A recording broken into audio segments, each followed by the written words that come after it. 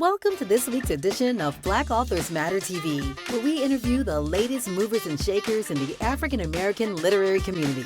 You'll meet some old friends, discover new ones, and stay abreast of the latest book developments around the country and even the world. So sit back and relax for the next 2 hours with Black Authors Matter TV co-hosts Gwen Richardson and Dr. Rhonda Lawson.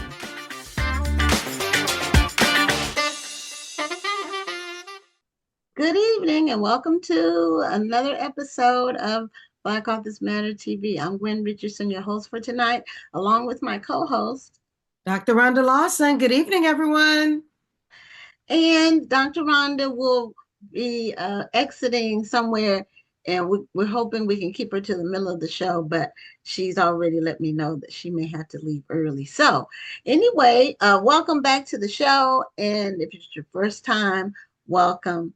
We have another amazing lineup tonight and a couple of housekeeping notes.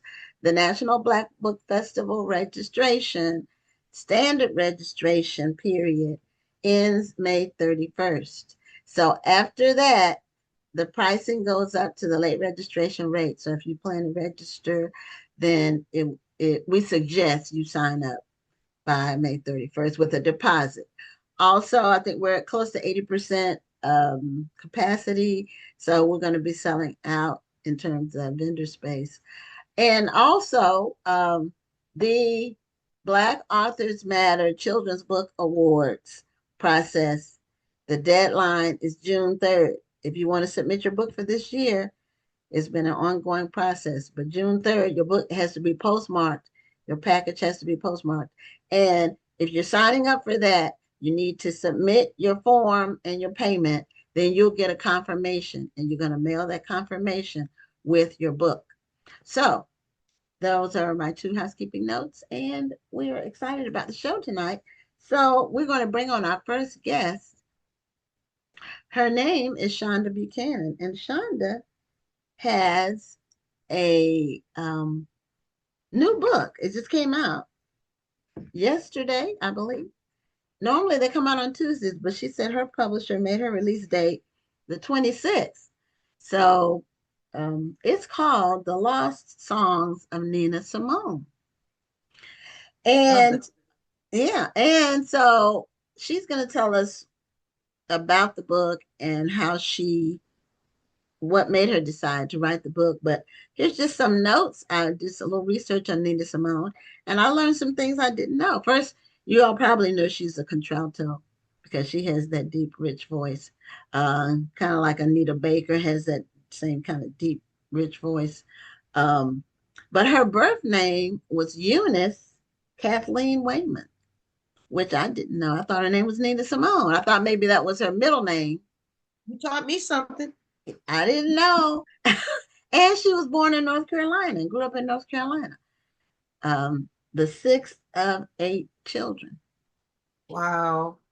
Yeah, and she ended up going to Juilliard for a summer, and just a very gifted singer, very gifted and talented. And she's one of those singers, it's her. Some singers just have unique voices that when you hear that singer, you know who it is. So her voice is like that. Now, I guess it says she's joining us, but we can't see her yet. And so in the meantime, coming up, we have several events coming up where I'll be, or Rhonda will be, or both of us will be. So the first one we have coming up, I'll be there, as well as some of the other managers from the National Black Book Festival, is the Lone Star Festival in Austin, which is the weekend of June 7th and 8th. And that is an event with creatives. So it's not just books. It's people that do music or other creative things. And so there are 6 of us going to that event that we're going to be together exhibiting our books, and we're taking our t-shirts. Then after that, I think, Rhonda, you have now we're going to be going to Atlanta in August, but do you have an event between this one I just mentioned and the one in August? Don't you Yeah, have a couple of events? You yeah. have the In July, I'm going to the yeah. Indianapolis Book Festival. Okay. Um, The and Black Expo. Isn't it the Black yeah, Expo? yeah, the Indianapolis Black Expo. Okay. That's in July, toward the end of July. I'm going to New Orleans next month for a family reunion, so I'm probably going to try to fit in a book signing there. Some more information on that. And I'm hosting another Books and Wine event on June 5th here in DC. That's a free event. And I'm going to be presenting three different authors. This is a Pride Month edition, so the authors and the stories are they center around LGBTQIA plus stories and authors, and I'm looking forward to that one. My daughter will be a part of that one. I will also have another fairly new author named Chanel Ramos, and then Pamela Coleman is coming in. She's kind of an ally to that community, and she wanted to be a part of this community. So I was actually invited to do this event because of the success of the Black History Month Literary Weekend. We kicked off our event at this particular winery called Urban Grape DC. And since it was such a great success, we had a great turnout. They asked me to come back and to curate this event. So I was really happy that they asked me to curate this event. And I'm looking forward to just supporting this community because it's a very underrepresented voice and in the literary community. And when people are just brave enough to speak their truth, I want to be able to support them in doing that. Okay. And then you had something else too before we go to Atlanta. Aren't you going to Philly? Is that after Atlanta? I Or am going to Philly. I need to confirm the dates. That's also in August. So okay. yes. Okay. August will be a busy month. Yeah. And so that's the first weekend in August will be at the National Book Club Conference. Mhm. And that's I think they're celebrating like 23 years. They've been around longer than Yes, I'm than the book excited about festival. going to that. This is going to be my first time going to the event. I've heard nothing but great things about it, so I'm looking forward to being a part of that. Yeah, me too. This will be my first time. So we'll be there together. And then, of course, in October is the National Black Book Festival. And of course, Rhonda will be there and all of our team will be there, as well as other people. We're still working on confirming a couple of more featured authors, but right now, our featured authors are White House correspondent April Ryan. Um, She's coming again. she's coming. Well, she didn't get to come Oh, last year yeah. because of I was COVID. really looking forward to interviewing her. Yes, I was sad when yes. I found out she wasn't coming, so I'm glad she's Yeah, coming. she's For sure. coming back. She got over like the day that she got a COVID diagnosis the day Yeah. before, and we were disappointed about that. But you can't get on a plane. You're not supposed to if you have a positive COVID test. And then Beverly Jenkins, longtime historical fiction author, very successful. Brenda Jackson, longtime romance author. She's been around romances for 30 years. She has over 150 books. And then Rachel Housel Hall, who is an up and coming. She's had very successful mystery thrillers. So we're have a couple of more authors we're waiting to confirm, and so we're hoping we can confirm them.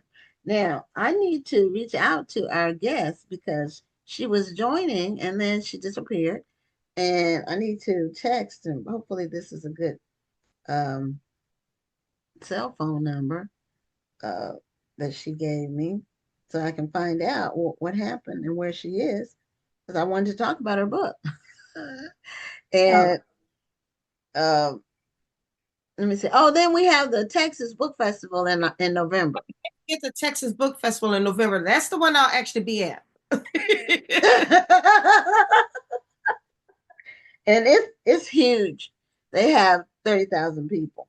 We went last year as a group. We had a group that went last year. We did extremely well. And this year we're getting a double booth. So and Rhonda's gonna be with us. Okay, she logged back on. Hopefully this will work this time. Because I was getting ready to text her. Um, let's see. There we go. We got something going. We got something going. Okay, there we go. Okay, we were just sharing our literary calendar for the rest of the year with the audience while we were waiting to figure out what was going on. So Shonda Buchanan, If you can unmute, welcome to Black Authors Matter TV. Thank you so very much for having me. And I was actually watching the broadcast on Facebook, and so it logged me out of Zoom. So I've been here the whole time listening to you all. So Wondering what happened because we saw you in the waiting room, and then yeah, for some reason you weren't coming in. I was like, what's going on? Yeah, yeah, things happen. Strange things happen. yeah.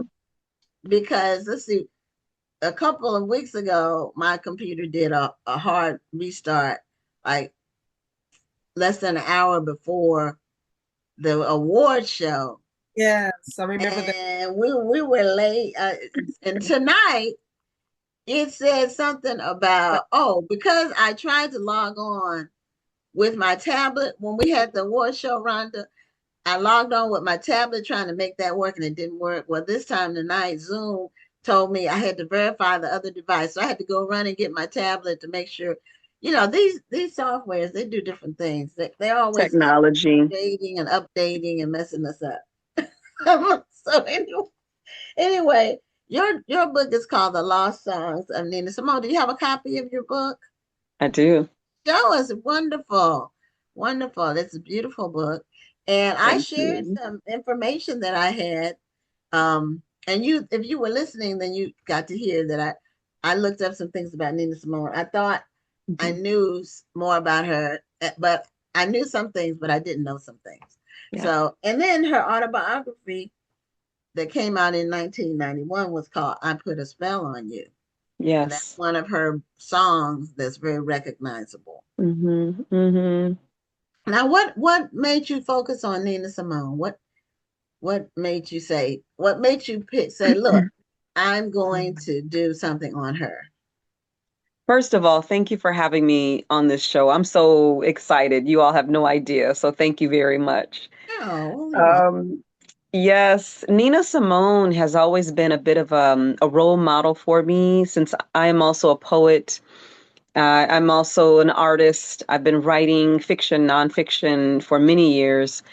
And there was something about Nina's voice and her music and her life that drew me to her. And after I read the autobiography of Nina Simone, which was co-written by Stephen Cleary, there were all these like little pieces of information about her childhood that we didn't have, right? And information about her relationship with her ex-husband, her second ex-husband, Andy Stroud, and how he was her manager. He was very instrumental in helping create the Nina that we know. He really worked her like a pack mule in a lot of ways. And then, of course, he was also abusive. So there were these moments in the autobiography where she was telling the truth about her life, about what it meant to be an artist, and someone who was driven to be the best that she was. But the book that I wrote, the book of poetry that I wrote, really examines and explores all these facets in different ways. And I'm looking at it through the lens of what was it like to be a Black woman who was a genius, like a brilliant woman at that time, and how did people interact with her? How did they treat her? How did she treat herself? And from that, we know a lot of those stories from the movies and the documentaries that we've seen, but I really wanted to explore it in poetry. Okay. So when you say these are the lost songs, Yeah. what does that mean exactly? Those, in my mind, these poems are the things that she never said. Some of the poems are persona poems, some of the in her voice, first person. Some of the poems are in third person, so it's me, the poet, kind of narrating and giving a sense of, what I imagine her life was like. Other poems are poems in the second person. So I'm thinking about what was it like for her as a child to come out of a large impoverished family in Jim Crow South, learning piano as a kid, as a child, her entire community supporting her and essentially paying for her lessons with a white pianist, a white concert pianist. So the lost songs are the things that Nina never said, maybe the actions that she did take and she regrets a little bit of what happened and what she did. And then things that she wishes she would have accomplished and she wishes she would have done. Now, when I was reading her bio, of course, when you read Wikipedia, you may or may not get the truth. But Mhm. it said that she was from a prominent family or a family that's Mhm. not super well off, but they didn't say that she was from an impoverished family. So, and your If you eyes are read, getting big. oh So, yes, if you, I'm like, and let her me go book would correct tell that. you, yeah, what, yeah, maybe you can, because I think Wikipedia, anybody can fix something. So, but it said that she was from an prominent family, or the word they used was like well off, or it was definitely not uh, lacking. No, in her autobiography, she talks about how one of the communities that they lived in when she was a kid, they had one of the only outhouses. So there was a lot. There were several moments when she knew that her family was stretching in hindsight, she knew the family was stretching their money. And there was a moment when her dad, what she says in the vernacular is he took sick, but her father had a stomach issue, and he couldn't work. So the mom, the reverend mother, had to bring in the money. And so that was another moment where it was just a hard life for them. But at the same time, for those of us, so I grew up in Kalamazoo, Michigan. I am the fourth girl child of seven, big family. And Mm-hmm. for those of us who have grown up in big families, we knew that there were a lot of things happening, probably families trying to stretch the dollar, robbing Peter to pay Paul. So I gravitated towards that in Nina Simone's story as well. But I also imagine that her childhood, as I felt my childhood was, it was a little charmed. Like we kind of didn't know that we were poor, but the love was there, the humor was there, whatever it was that a Black family can give to you. We had that in my family. And so I also believe that that was something Nina grew up with. Yeah, you hear that a lot from people who grew Mhm. up um, in poverty, but they'll say we didn't know we were poor, because you're living Yeah. around other people who are in the same circumstance, and there's a lot of sharing that goes on especially in the small rural communities. Mhm. When we were growing up, my dad was a pastor, but when he was first getting started, Mhm. we lived in a rural community called Mhm. Mebane in North Carolina. It was in North Carolina. Mhm. And he was like pastor of like three small churches. So Mhm. one week he would preach at one, and then, he would rotate around. But Mhm. the community, the members would give us things because he was Yes. pastor. So they would go hunting and they might kill a deer and give us some deer meat. Mhm. Or like a lady who was a seamstress, I Mhm. remember her. Mhm. My sister and I were 3 years apart, but she would make us dresses. Mm. Wow. That's Yeah, beautiful. it was beautiful. Yeah. So, I'm a PK too. oh, you are okay. Yes. Rhonda, we can't hear you. Your lips are moving, but we don't hear anything. No, and it doesn't say you're muted. Something, something happened with Mm. your sound. But anyway, okay. Yeah. I'm a Um, PK. My yeah, father okay, did the same thing. He okay. roamed from church to church. People gave him things. He waved at every car that passed by him in Kalamazoo. And we were embarrassed. It was like, Dad, you don't know everybody. He was like, maybe you don't know who I know. And that just because uh, when you're a pastor, and especially back when Mm. pastoring was really, it wasn't about celebrity, it was a Yeah. service. The people Yeah. knew the pastor. Hmm. The pastor was a central part of the community. Yeah. When someone died, in a family, people would come Mm, to our house, just mm, and let us know anytime. It was a 7 day a week job.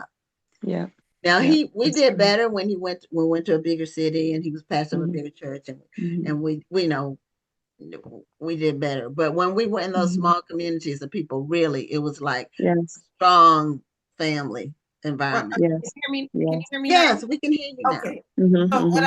I think my microphone was going down, but no, but I was going to Mhm, say, I think it's also a state of mind. And you're yeah. right. I think in a community that doesn't have as much money, everybody's actual community Mhm. share with each other. But Yes.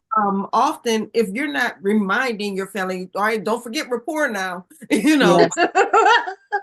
we're Right. not, we don't live our lives like we have less than other Mm, people. You're right. We right. don't feel poor because Right. nobody to remind us that we're poor. Exactly. That Yeah. wasn't so for us. It's interesting now because the one of the things that we're talking about, and of course, the George Floyd anniversary just happened, Yeah. and so many other things have happened with our young fallen, older fallen people. But one of the things we talk about now is Black trauma and how we don't want to live with the visual of only us in positions when we're dying, right? As a child, when you're growing up in a big family, impoverished, you grow up with Black joy. You grow up with Black love. You grow up with I'm doing the best I can, baby. Even if it was a little, some things were happening, which I wrote about that in my first memoir, Black Indian. So, but yeah, you grow up with a sense of someone is looking out for me, someone is caring for Yes. me, Yes. and that was that. I think a lot of Nina Simone's childhood had that sensibility that the entire community was looking out for her, which is why she changed her name because she was born Eunice Wyman she was of Tryon, North Carolina, but when she I have a poem in the book called Curtis Institute. Curtis Institute rejected Nina Simone, rejected her application to become a student there to learn more of classical piano. And so that letter made her say, well, shoot, I have to support myself and send money back home. How can I do that? So she went to the Atlantic Boardwalk. She saw a club that needed a pianist. And so she said, okay, I can play piano. Let me take this job. Then the guy said, well, you also have to sing. And the manager said that. And she was like, well, darn, I don't know how to sing. So she just started singing songs that she knew, gospel songs, changing it up a little bit, songs on the record. And she talks about this too. And she said, well, my mother can't know who I am. Let me change my name. And of course, Oh, that's how we got Nina Simone. Wow. okay. Okay. And that makes sense. Because the family name is important when you're in those tight knit You communities. are not Your about to family name, embarrass your mama in the streets. it follows you. Your Exactly. your family name, especially if it's an uncommon name. If Yes. it's not Jones or Smith, and my maiden name is Day, Daye, Mm-hmm. and it's not a common spelling. So like Mm-hmm. everybody knew us. Well, Everybody knew my not dad, and just everybody knew us. yeah, it's Mm-hmm. not just that. I remember when I was young, my grandmother used to say, no matter where you go, you remember you are Helen's grandchildren. Yeah, My it's true. gosh, You represent the yes. Anybody family. that see us acting up and saying, aren't you Helen's grandchild? Because you're not about Yes. to embarrass her by acting a fool, because you never know who she knows. It was Okay, I have to it's tell true. you all something. Today, Okay. I was walking down the street here in Brooklyn with my two grandsons, and this woman said, she said, aren't those, and so she said the name of their aunt, aren't those Naja's nephews? And it just brought back everything that you could not walk down the street in Kalamazoo without someone saying, what are you doing there? I know that you are Velma's child. What are Yeah. you doing? Yeah. Yeah. People My look daughter and used to get so upset because she said she couldn't walk down the street without one of my friends stopping and saying, what you doing walking by yourself? My Yes. daughter got to the point, she goes, I'm tired everywhere I go. Your friends are around. I can't do nothing. Yep. That's But good. that's That's when Black you, love. yeah, it is especially when the community has high expectations for you. That's when Mm, it really kicks in. Right, And right. so, and when I was growing up, I looked really like my dad, like mm, really strongly. As I've gotten older, I'm looking more like my mom. But people just, knew who we were, and so mhm. I couldn't get away with anything. Yeah. You could try, but that was a good thing. I mean, at the Hmm. time, I Yeah. didn't think it was, but it ended up being a great thing. And so that's some really. Mhm. I'm glad that we're Mhm. getting some information about Nina Simone. Yeah. Yeah, I did Now, the same what thing. is your song of hers? Because I'm going to say mine, but does she have one particular song that that really sticks with you? And then Rhonda, you can answer too. My skin is black. My arms are long. My hair is woolly. My back is strong. For women. Okay, see, we're Okay, always I singing didn't our even know favorite that one. song. I love that song. Okay. I'm not going to sing the one I know, although I can sing, but I'm not going to sing the one I know. Rhonda, but your voice is very strong. Very, It is. very It's beautiful. Thank you. beautiful Thank voice. you. And me, Rhonda, it's giving some Nina Simone vibes. it is. It is. See, I'm a soprano, so I can't really do a Hmm. contralto voice. I can't even Hmm. get that low. But Hmm. Rhonda, do you have a favorite song? Well, of course, it's going to be feeling good. Okay. Love. Love that. Okay. A Yeah. lot of people sing that in awards competitions. Yes. Hmm. Hmm. In like The And Voice or American Idol, people and sing that. Blackbird. Yes. Okay, And now Blackbird. I like Young, Gifted, and Black. That's a Yes. beautiful one. Oh, I love that one. That She one. wrote she wrote that for Lorraine Hansberry based off of Lorraine Hansberry's play. And Mhm. Lorraine Hansberry they were like sisters, Nina Simone and Lorraine Hansberry. And so, yes, I love that song. You know what Oh, I okay. really love when I hear you talking about the book? You talk like you and Nina Simone were We're great friends. friends. Mm, I really You feel do. like you really got to yeah, know her in yeah, the I process did. of writing this book. I did. I felt like sat a lot with her. I have almost all of her albums. Um, I, literally, sometimes she would come into my dreams Mhm. and she would be going through my kitchen cabinets like, what do you have in here? Are you good enough to write about me? I was like, I don't know, but I'm just gonna keep writing, sis. So, but yeah, I lived with these poems for the last 20 years, researching her, going to writing residencies, culling the poems. And when I read them, I sing as well. So I'm Oh, happy to come to the conference and read and sing. So well, sorry. if you are planning to come, let us know and we'll make something happen. Absolutely. I will, for Yeah, sure.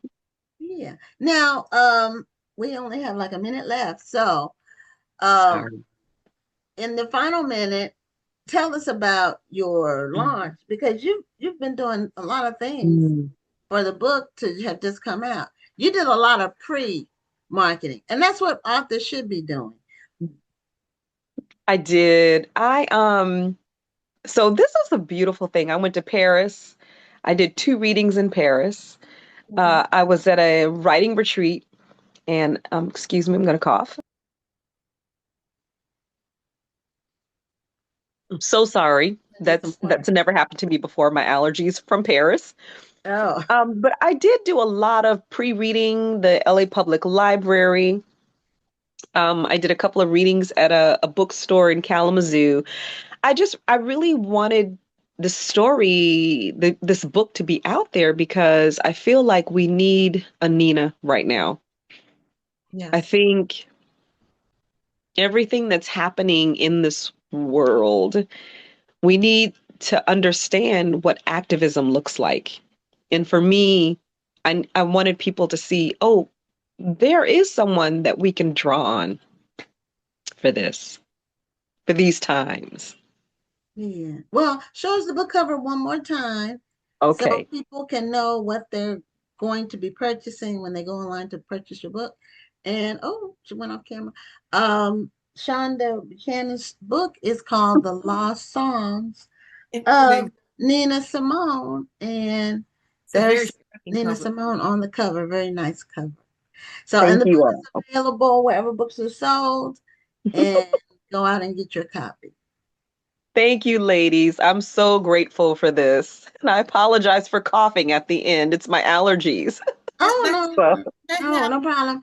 I good. always keep water handy. That's always. yes. Yes, I will. Okay, take So much. care and continue success with the book. Thank you so much. Have a great evening. You You too. too. Thank you. Bye-bye. Bye-bye. So we are bringing on our next guest, and he has an interesting book, and I want to know a little bit about his experiences. It's a science fiction book, and it's called The Hellfire Effect. And his name is William Rogers. And we want to welcome him to Black Authors Matter TV. Oh, you have to Oh, unmute. oh. I normally ask them to unmute, but I forgot to click the button. Okay. Can you hear me now? Yes. Oh, wonderful, wonderful. Yes, good evening to you both. Well, welcome to the show. Thank you. Now, your book is interesting. It's called The Hellfire Effect. I'm going to apologize. I just wanted to invite, I wanted to welcome our next guest on the show, but I have to log off, but I'm going to get back as soon as I can. Okay. Yeah, Rhonda has I understand schedules. Yes. Unfortunately. Sometimes it happens. Yeah, come back if you can. Okay. Okay, so your book is called Hellfire Effect, and you have a copy behind you, but do you have one you can put? Oh, you have one right there. Okay, Thou Shalt Not Kill, the Hellfire Effect, and it's science fiction, but a lot of people have, well, I won't say mistaken it, but they thought it had a religious goal foundation rather than the Sci-Fi foundation. So it kind of, I guess, straddles the line between religious faith and science fiction.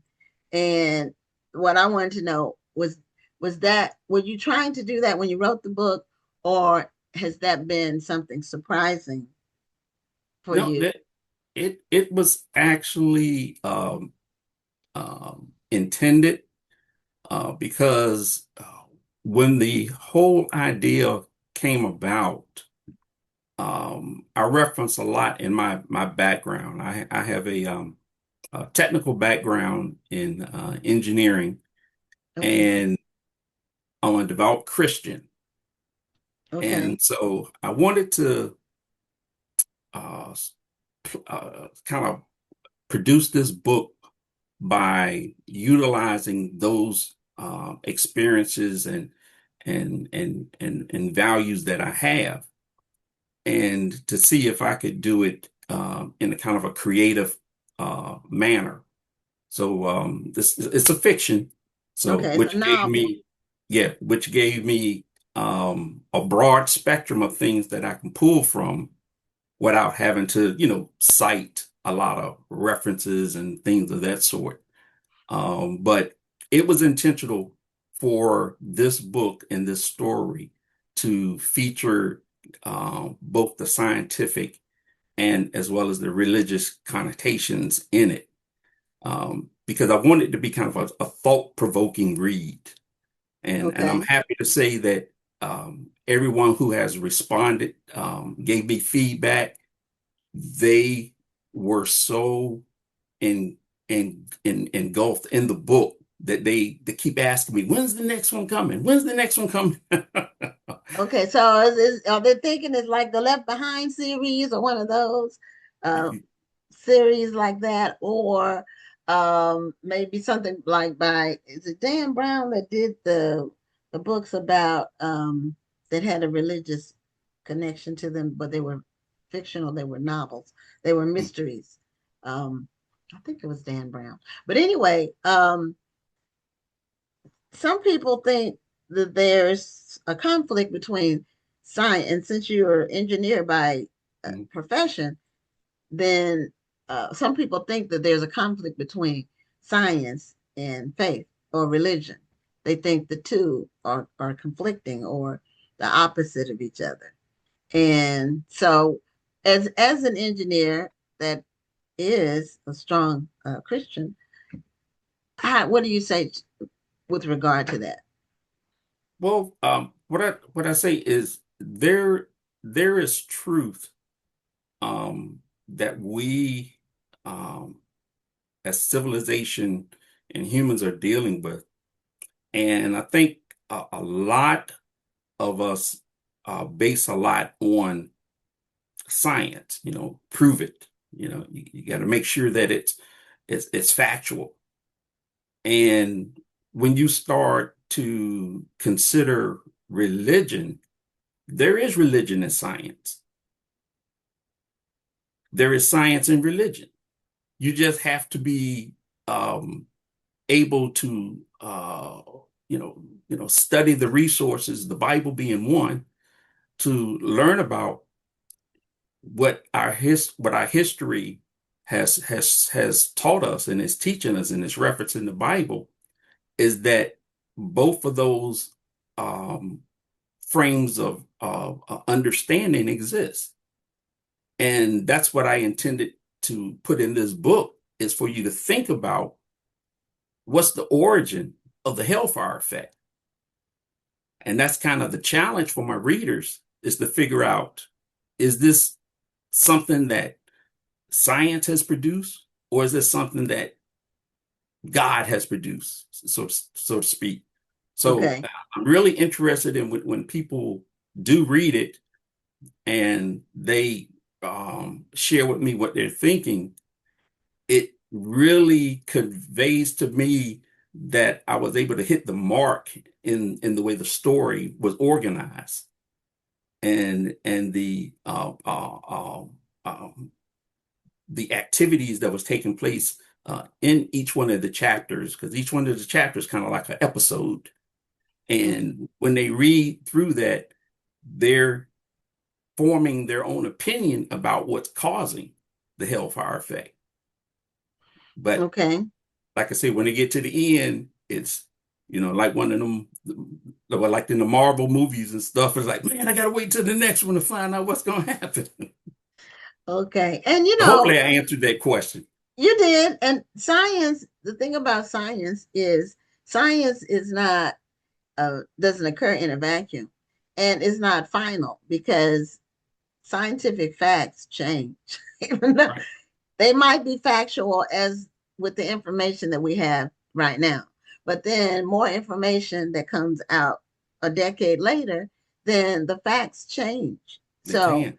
um I see the Bible more as wisdom that's universal and everlasting. Every generation, that wisdom stays the same. Yeah. It's like human behavior really doesn't change. What changes is technology.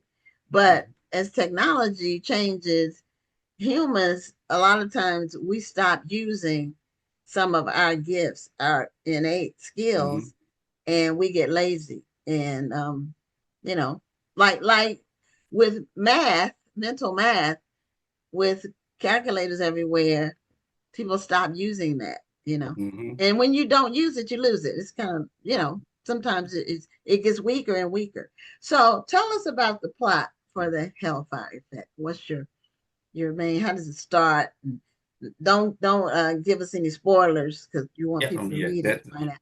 But what is it about? Okay. What it is, and let me tell a little bit about how the whole story concept came about. Okay. Um, Everyone is aware of what our society has been dealing with over the course of a number of years.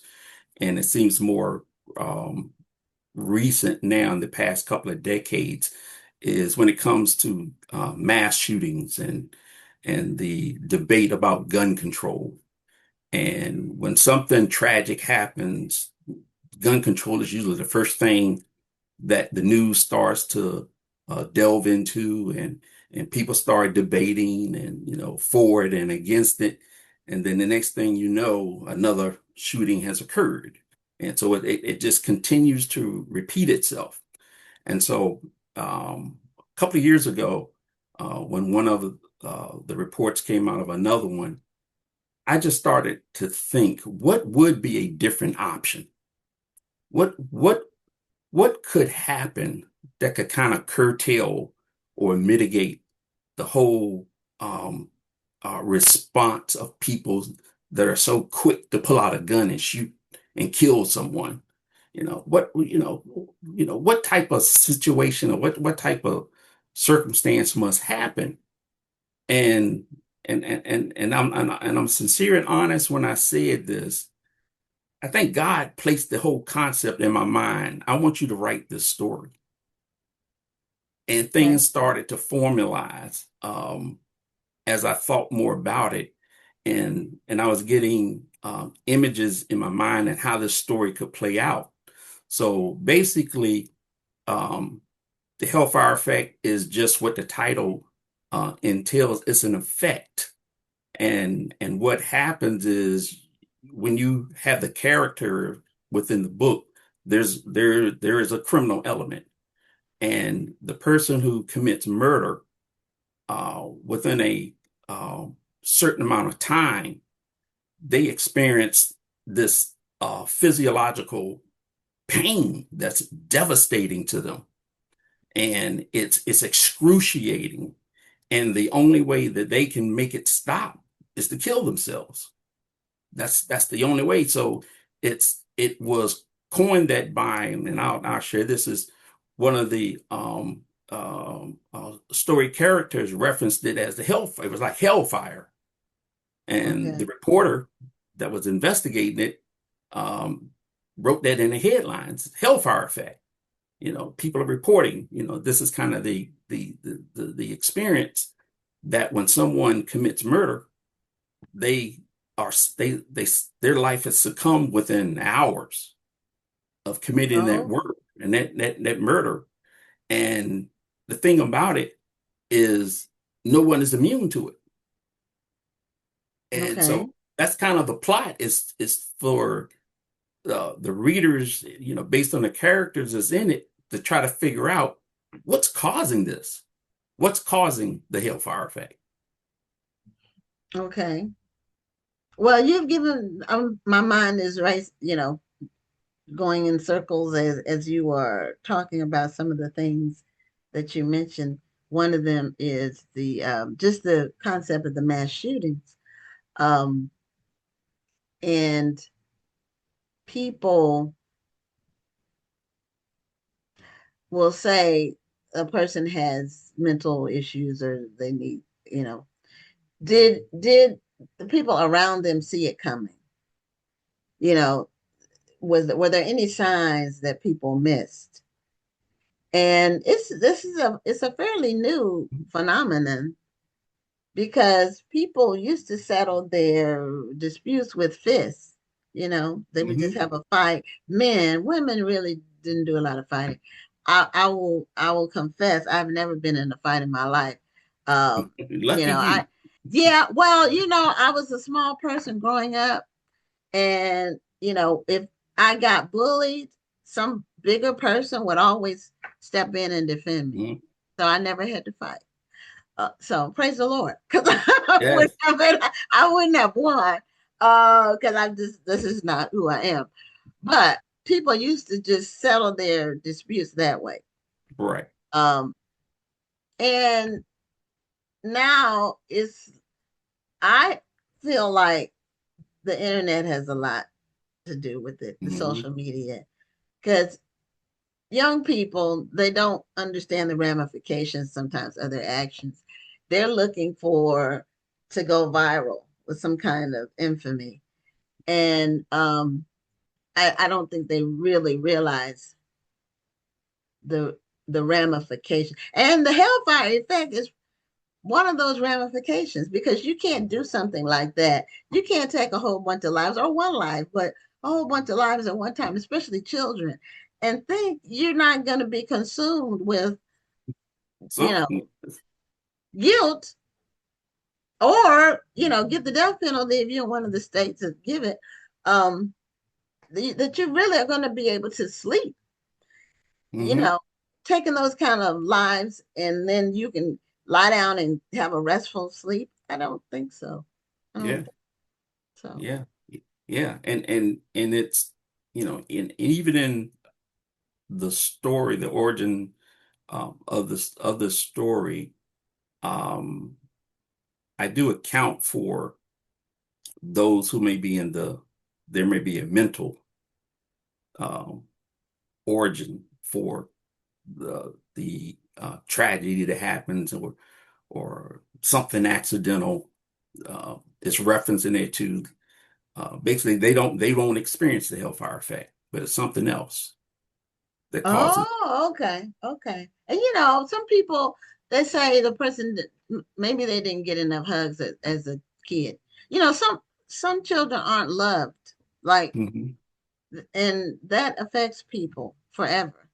If It you does. don't get that kind of nurturing love, that I experienced, it's some children get no love. I mean, their mothers are basically either MIA, Hmm. or brutal. It's not everybody. It's probably a small percentage, but I bet if you look at people who end up in jail for violent crimes, that's going to be a common Oh, denominator. yeah, yeah, yeah. Because And some things are that is so human. true. There's some things humans need, Hmm. and that's one of them. Yeah, and absolutely, and I'll just kind of touch on this is my second published book. Uh, Okay. the first one was called Daddy Said, and Okay. that one is where I um, captured all my um, experiences as a father, and shared that with those who may not have had a positive male role model in their life. I talk about things, like credit card, getting your credit card, going to school, relationships, getting a job, things that kind of a daddy figure would tell someone, here are the things you need to consider. And it's because of kind of what you just said, because there were so many young people who didn't have that type of support, foundational support in their life. And I just wanted to do something. And so I just wrote it down and put it in a book. Hmm. Well, that's true. Now, you on your new book, you say it's an asteroid. It starts with an Yeah. asteroid Hmm. hitting in a major city. Or tell us about that. Yeah, but not so much the asteroid, but fragments from the asteroid. Okay. Yeah, it Okay. was fragments from the asteroid. And and that's in the first part of the opening chapter of the book is NASA. I used to work for NASA. So Oh, okay. was We've had some other NASA people come on the show before. yeah, okay, I probably Mhm. will. And we have, yeah. If they was from my area here in Hampton, there's a chance I Oh, might and might have known. that's something that I wanted to mention to you. I saw that. I wrote it down, but I hadn't mentioned it yet. I'm from Newport News. Where are you? Yes. I've been Okay. in Texas a long time. I've been in Houston a long time. But I grew up in Newport News. My father was a pastor of Zion Baptist Church. My brother was a pastor too. He passed away. Well, but they both passed now. But I grew up as a PK, and my dad, um, he was very well known, but he was a leader and he was a visionary, and he was a workaholic. Yeah. So he worked all the time. We didn't see him that much. We saw him at dinner mostly, and in church. But my dad had some real nuggets of wisdom that he passed to us all. So we learned a lot. One was studying. My dad studied the Bible. He did not rely on emotion. He did hoop, that's what they called it. But he studied the Bible regularly from my earliest memory as a child.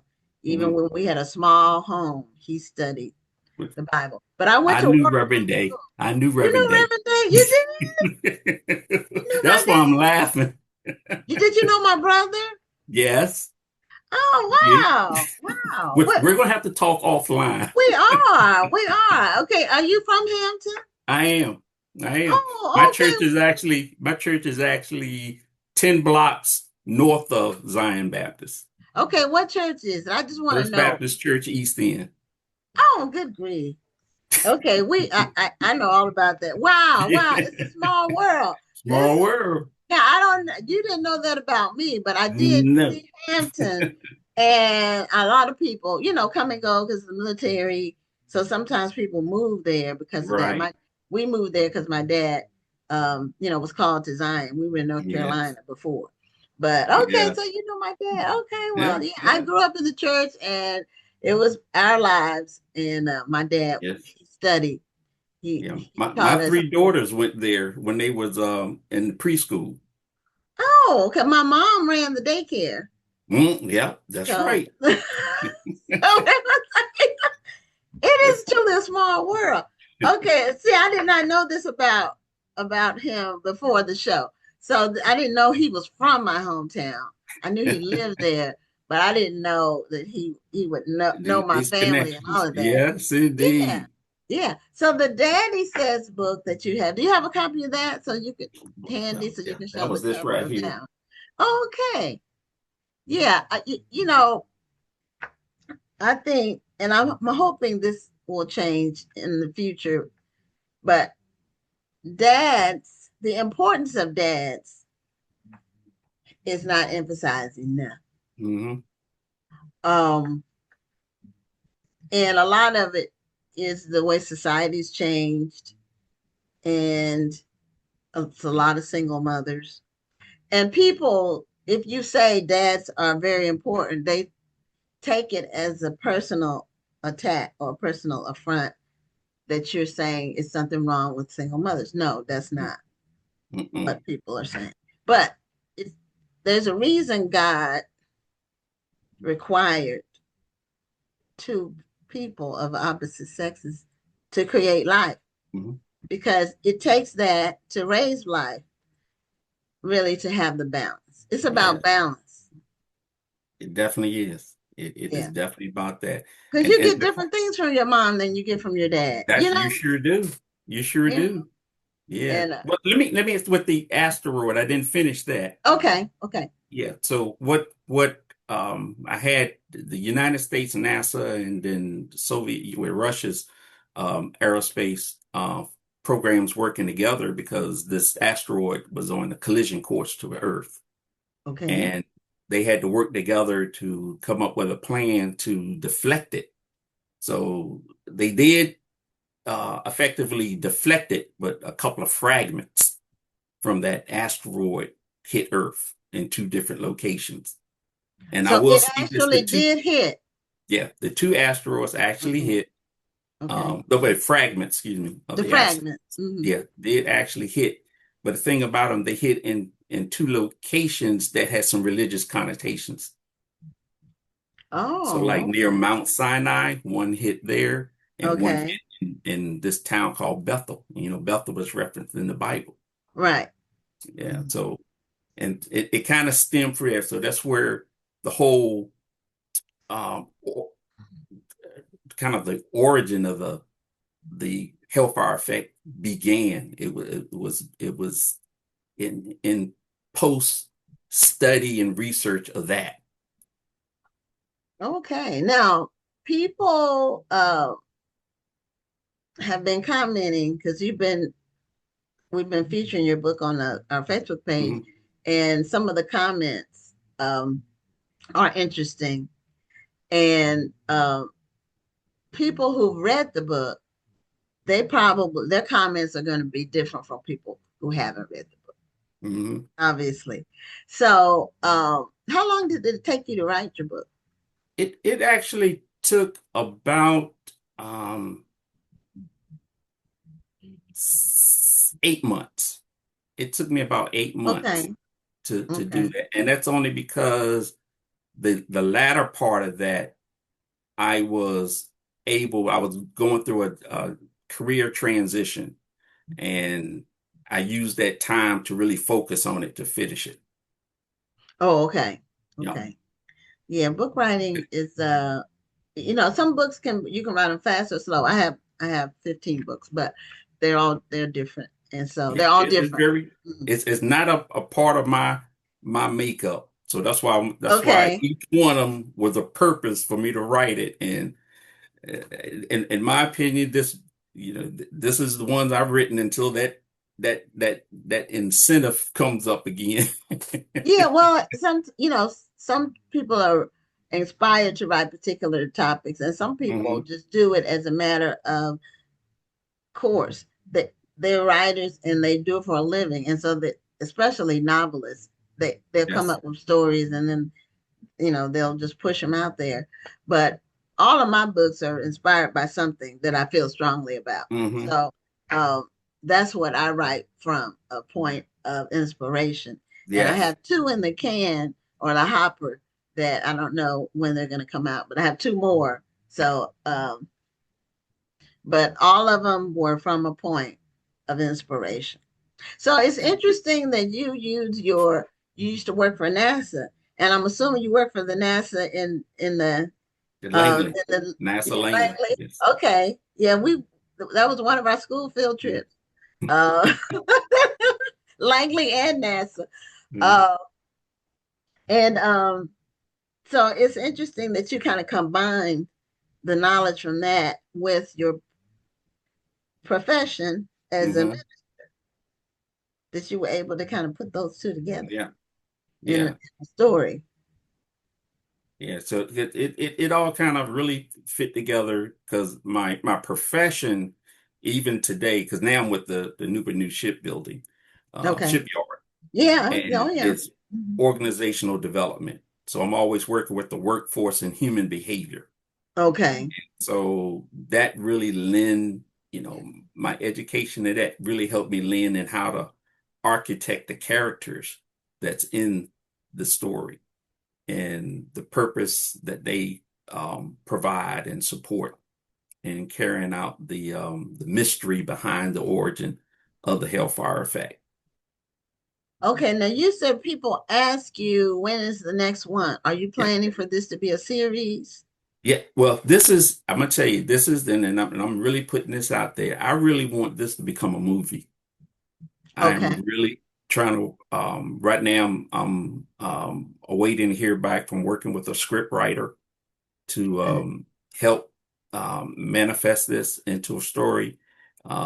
So that's really uh, my prayer is that it finds a path to coming to a theatrical release. And then, of course, other books can come after that because you got to have that to make the series to continue. Yeah. Now, just a word to the wise. I haven't had a book turned into a film. I've researched it though, and I've talked to a lot of people in the industry. I know a lot of people who have. Hmm. And normally, what they're looking for is a way to do a series. And so it's helpful if you already have the series written, or at least a second one. Oh yeah, That's it is just what good. I've heard about from all people in the industry that do Hmm. the filmmaking, the producing, the script writers. I've talked to people in all of those professions, and that's what they tell me. Yeah, So, yeah, and that's the feedback here because each chapter is a different episode. okay, yeah, So but there's like it's if you need to 13. have two seasons, you need to have more than one season. Oh yeah, yeah, that Mm. yeah, that definitely is a plan. But I got to try to get some traction here first. Well, I'm in agreement with you to reach your goals and whatever they are. I'm Thank just you. amazed that we're from the same place. Listen. Because even though it's bigger now, it's still small. Hmm. the Black community Mm-hmm. is well, the people I knew growing up, it was very close knit, very tight Yes. knit. Yeah. Yes. So that's interesting. Well, I didn't know I was going to meet a homeboy tonight. And There you so go. There you go. Was a great surprise for me too. Because I'm glad to put the face with the name. well, see, Day is my maiden name, so you would Mm-hmm. know from, and I don't use it. I've been married 32 years. So I used to use it when I first got married because I had a career, I had made some professional advances under my maiden name. Mm-hmm. So, I used it for about 10 years, Gwen Day Richardson. And then after that, I just went with Gwen Richardson. Yeah, So because when you mentioned it with the previous author, Shonda, I wrote a note. I said, she's a Day. so you were listening to the first interview. Yes, Okay. indeed. That's funny. So anyway, show us a copy of your cover one more time because we're at the end of our Sure time. did. And it's called The Hellfire Effect, Thou Shalt Not Kill. It's by William W.J. Rogers. And it's available online wherever books are sold. Get your copy. That's correct. Okay, well, All right. you have a great night. All right, and you do the thing. Thank you so much. Oh, We'll you're be in welcome. touch. Okay. All right. Good All right. night. Bye-bye. Bye-bye. Okay, well, we're moving right along and we have our next guest. And for the second half of the show, we have two Monicas. So the first Monica is Monica Garner. And Monica has been on the show before, but when she was on with another co-author, and her name is not coming to me right now. But she co-authored a book with another writer, and when she was on before, and I believe, if I'm not mistaken, but I don't want to say before, I'm going to wait till she comes on camera so I can know if I'm correct or not. But she was on and she was writing fiction. I think the name of the book was Road Trip. I think I'm just trying to jog my own memory. And Monica, is that correct? The name of the book that you had, and what was That's the correct. co-author's name? What's the co-author's name? Electra Parks. Yeah, Electra Parks. Electra I just Parks. couldn't. It just wasn't coming back. We've had over 750 guests on the show, and so some people say they can't believe how many people I remember, but I can't like pull everything up. Like it's not like a encyclopedia. But I remember you being on. I think you all won the Black Authors Matter TV Awards. I We think did. I win. Okay, and that was We maybe certainly did. 2023. I think maybe. I Or think it was like 21, 22. It was a while back, and we're going to be celebrating our 5-year anniversary in July. So yeah, Oh wow. it's been a while back. So you're back on the writing scene with under your own name, with a new book called Summer on Cape May. Do you have a copy of it? Yes, I do. And you're freezing up a little bit. Hopefully it will correct itself. Summer on Cape May. Raise it up a little bit so we can see the whole cover. Okay, there you go. Summer on Cape May. Okay, and it's a romance. It is women's fiction. It's not romance. Oh, it's women's fiction. Okay, all right. Well, it seems like women's fiction and romance kind of are intertwined. Am I getting the wrong idea about it? Yeah. It seems like they're connected together. There's a little bit of romance in there. Okay, but it's not a true romance. That's not the. It doesn't have like the formula of a romance where it's formulaic. Right. Okay, so I think I'm gonna log in on my phone. Okay, Monica logged off because she was freezing up, and she said she was going to log on a different device. So, and she looks like she's back on with the camera. We need the audio, and then we'll see how this one is. Because I did notice it as well.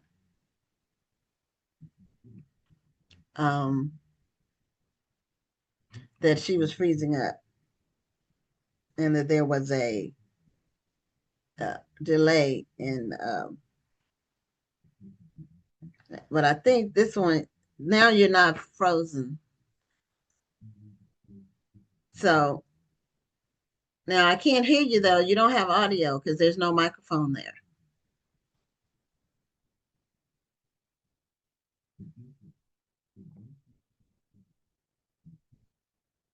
The little microphone's not coming up. So that means there's no audio connection. So are you logging on? Oh, there she left again. Hopefully she'll be back and we can discuss her book because I want to hear about it. And I'm sure that the audience does too. So I think someone asked about, there was a question earlier about the Children's Book Awards process, and it is still ongoing. The deadline is June 3rd. So if you want to submit, if you have a children's book and you want to submit it for the Black Authors Matter Children's Book Awards, the deadline is June 3rd for the postmark on it. So try not to wait until June 3rd, but once you submit the form and your fee for submitting the book, you get a confirmation email that you have to print out and ship with the books. So you only have to send one book, but some people submit in multiple categories, and that is allowed. So we're hoping to get Monica back. Okay, now I see a little microphone there, and hopefully, but we will just continue on regardless of, we'll Are you make it seeing work. me? I'm seeing you and I hear you, although it's interesting. The mute is saying that you're muted, but I hear your voice. So I don't know what that means. But anyway, tell us about, just show us your cover again and then tell us about the book. And we were talking about romance versus women's fiction. And I'm still trying to figure out exactly what the difference is between women's fiction and romance. So, because in romance, the woman is the central character. A woman is always the central character. And so tell us what the women's fiction is versus romance. So with this women's fiction, it's about three girlfriends. And the setting is Cape May, New Jersey. Okay. We lost her again. Hopefully she'll come back. So her book has three females as the characters.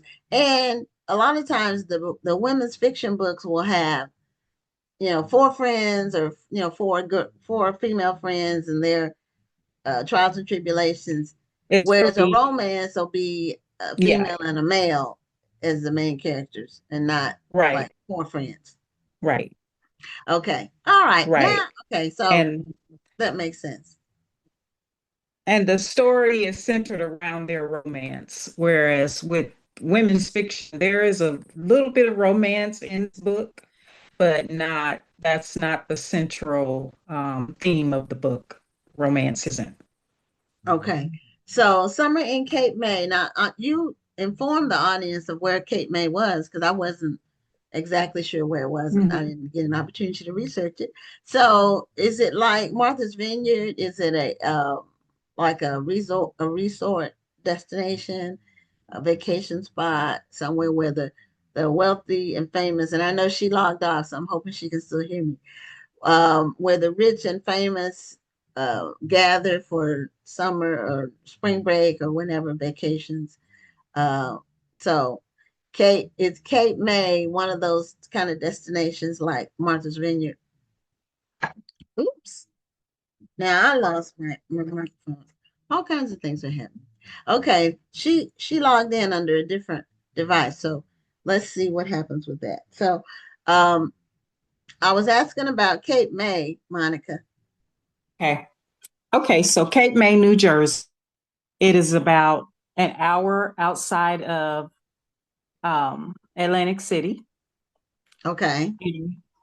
And it's interesting because Monique Greenwood, who was the editor of Essence magazine, they did an article where she actually owns a bed and breakfast called Aquaba in New York. And she Okay. owns, I think she owns more than that, but I read an article where she was visiting Cape May, her and her husband, for a vacation. And they actually purchased a bed and breakfast there. And so I just thought that that article was so interesting. And that's how I came up with the setting for this book, Cape May. And I just started researching the setting, and it was just so beautiful. And so that's how the story began. And then I wanted to write about three girlfriends, and they're all diverse.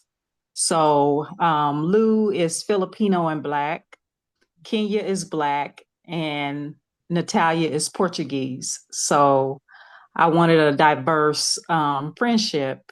And so these ladies, they go through things, but they each have a secret about each other. And the secrets kind of come to a head in the middle of the book. And there are secrets that could destroy their friendship. And Lou, who is getting married, it could destroy uh, her pending marriage. Oh, okay. Okay. Yeah, So, Summer in Cape May, is this part of a series or is it a standalone book? it's a standalone book. Okay. And I did want to take the ladies to a second book, but my publisher thought that it should be a standalone and that the second book in the contract should be a totally different story. Okay. Well, at Yeah. least you have a contract, so that's important. Yeah. Yeah. I have a two-book contract with Kensington, and Okay. they're really promoting me as a beach reads author. So Okay. the books And it's the will, time of the year for that. yeah, When did yeah. it come out? It just came out recently. It came out April 29th. 29. So it's been out not right about a month. Mm-hmm. Yep. Okay. Perfect time for you to take it to the beach. Okay. So the beach reads, that's still a thing where they promote books for people to read on the beach.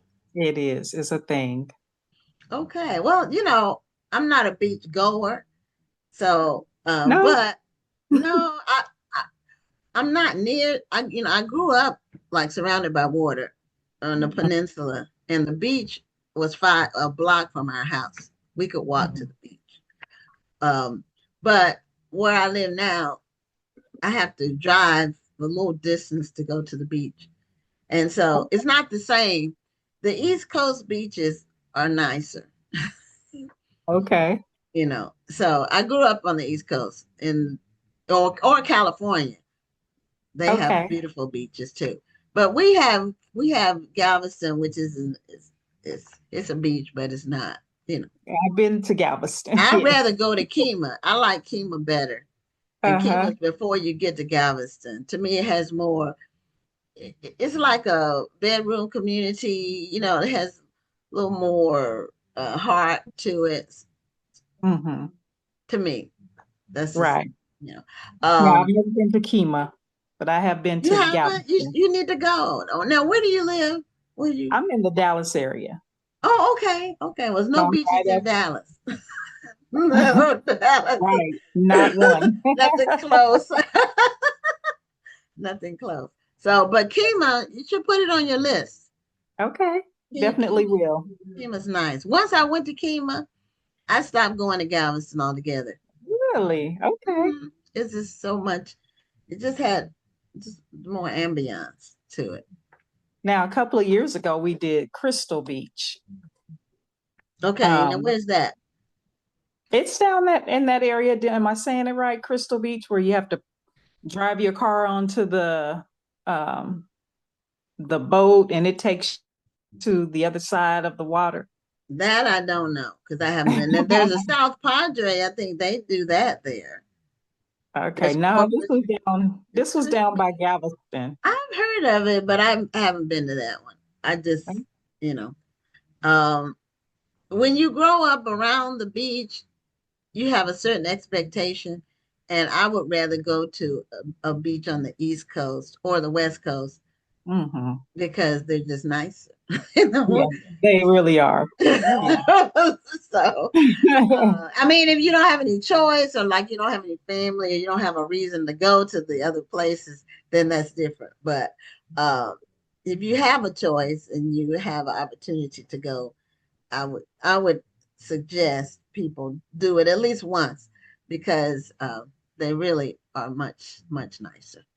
So now the Summer and Cape May, you have your three main characters. Mhm. And are these characters based on, are they totally fictional? Or are they based on, personal friends or situations?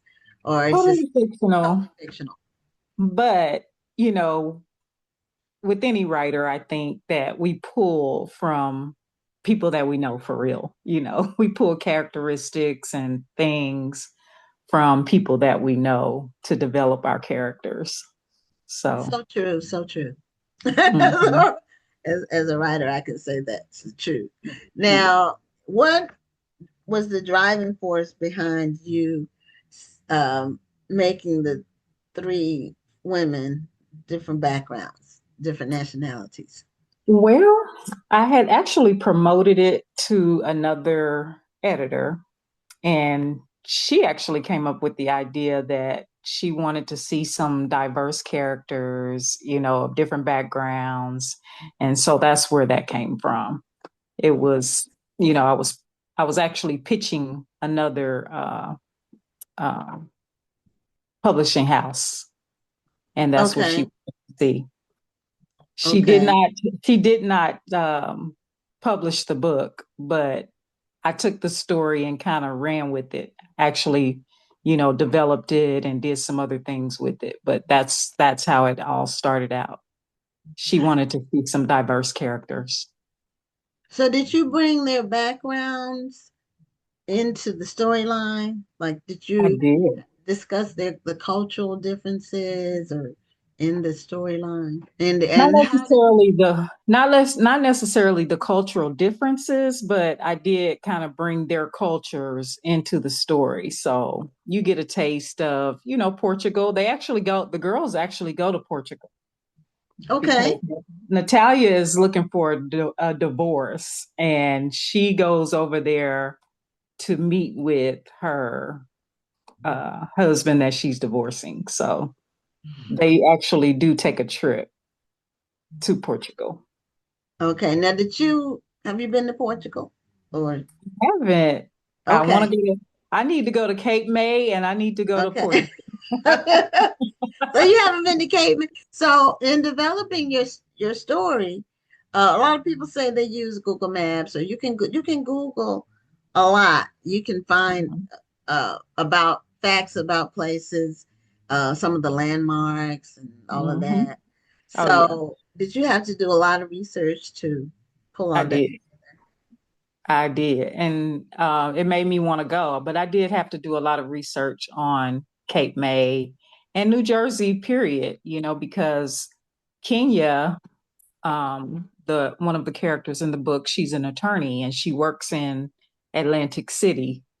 Okay. So she commutes between Cape May and Atlantic City. So I had to, do a little research on Atlantic City and some of the other suburbs because her family is from New Jersey. So it was a lot of research about New Jersey.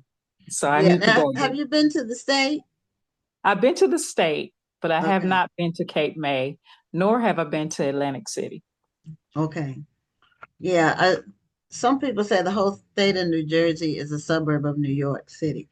It's kind of sort of, but Hmm. it's actually New Jersey is bigger than the person might think. The Yeah. state is it's quite a bit of it that's not near New York City at all. Yeah. Yeah. Kind of like Texas. Like you can drive 12 hours in Texas and still be in Texas. Oh, 18 going, well, 18 east to west. It's Yeah. 18 hours across. So, um, and I've driven it. You've driven the whole state? I mean, you've driven Yeah, the whole 18? we went to California. We had a road trip to California, and I did all the driving. So Houston is 2 hours in to Texas from Louisiana. Mhm. So we drove, and it's really not that much. Once you get on I-10, once you get past San Antonio, there's really not very much at all. It's just ranches and rural Right. little towns you go through, Cactuses. and yeah, I mean it's very rural, and the you know how on a map there'll be different font sizes based on the size of the town. If you do an atlas, like when you're looking at the state, and the only like city or that was in bold, like bold enough to be big enough to have a Marriott, that's where we wanted to stay, was Fort uh, Stanton. I think it's Fort Stanton, Okay. and it's like a midway point Okay. Okay. between that and El Paso, which is on the other side of Texas. So Yeah. it's a day and a half. It's not something that people normally will do in one drive. Mm-mm. It's because it's so boring. So Yeah, it's I had to not. drive that way. I drove that way going to California. Yeah, So, that's what we went to California. So, mhm. uh, but Texas is a big state. People don't realize how big Texas is. It Uh, is. it it is huge. It you can fit 5 states in Texas and still have some space left. Right. So now there's a storyline for the summer in Cape May. Does it take place over a summer? Is it It takes one place over summer? a summer. Okay. So it Okay. starts at the beginning of the summer. And like I said before, Lou, who is Filipino, she's getting married. So that's sort of the central idea is that there's a wedding that's going to take place at the end of the summer. So Okay. yeah, it does. Okay. And so the ups and downs of their friendship create the arcs for the book and Hmm. make it so you want to keep reading. Yeah, there are a lot of layers. Like the ladies have these things that they're going through individually, and then they Mhm. have these three secrets that kind of come to a head that kind of pull each of them into the other's world. So, and having to work through those secrets. Okay. Now tell us more a little bit in the time we have left about your overall writing career. What have you Okay, been so doing? I started out with BET Books back in way back in The early 2000. 2000s? Yeah, the early Okay. 2000s before Harlequin, purchased BET Books. So my Mhm. first book was released in 2005. It was called As Real as It Gets. And my pen name was Monica McCahan at that time. And so Okay. I started writing for Harlequin, after they acquired BET Books. And I kind of talked to my agent about writing for teenagers. So then I wrote a teen series called Indigo Summer. And there were 6 books in that series. And Okay. so Indigo Summer was pretty popular. They had, it was in most of the schools, and the city of Chicago bought several copies of it and placed it in several of their public schools. And that was with Kamani True, which Okay. Hmm. ended. And after it ended, then I started writing romance. So then I wrote Kamani Romance, and then it ended. Yeah, there are a So, lot of twists and turns in the book, in the literary world, in the book mhm. industry. It's a lot of acquisitions, buyouts, name changes, just Yeah. all shutdowns, just Oh all yeah. kinds of things have occurred over the last since we've been in the industry. So that's been 26 years since we've Yeah. been in the industry. So And I remember the Monica McCann books. Mm-hmm. I remember the name from then. So I didn't connect you with that. I Yeah. didn't realize you were writing under a different name. Yes. Yes. So, So you have so, quite a few titles then. oh yeah, I have 19. This is number 19 for me. Summer on Cape Okay. May. Okay. Yeah. Well, good for you. And how frequently are you releasing books now? Um, well, after they ended the Kamani line, I kind of took a break from Okay. writing. And Okay. so then I received a contract with Kensington, and it was a 2-book contract. And so Summer on Cape May is the first book in that contract, and I'm currently writing the second book, which will be out next year.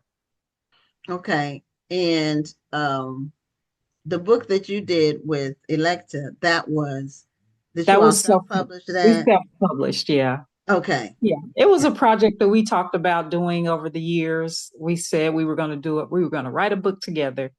And so we did. We wrote that, and then we did a follow-up to Road Trip. It was called Road Trip Holiday. No, And okay. Kind of like the movie. kind of, yeah. Or that So, was Girls Trip. yeah, that was Girls Trip. This is Okay. Road Trip. Okay. Okay. I didn't see it, but I heard about it. Yeah. Yeah. So we self-published both of those books. And Okay. then yeah, so then I started writing for Kensington. Okay. So since you've done the traditional and self-publishing, how did you and then you've gone back to traditional.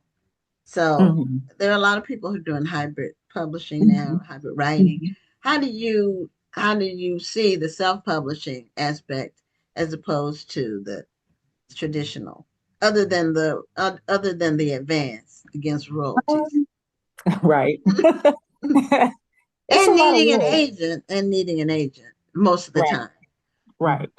Mhm. Self-publishing is a lot of work. So, the people that self-publish their books, I take my hats off to them because you have to do it all. You got to write the book, you got to publish the book, you got to promote the book. So you're doing all the work. So, but you get to keep all of the all the money too. But It may be um, it may be less money overall, but for some people, it's more or equal. right. It just Yeah. depends on how much effort they put into it.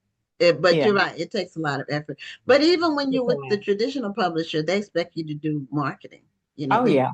you can't like sit on your hands at all.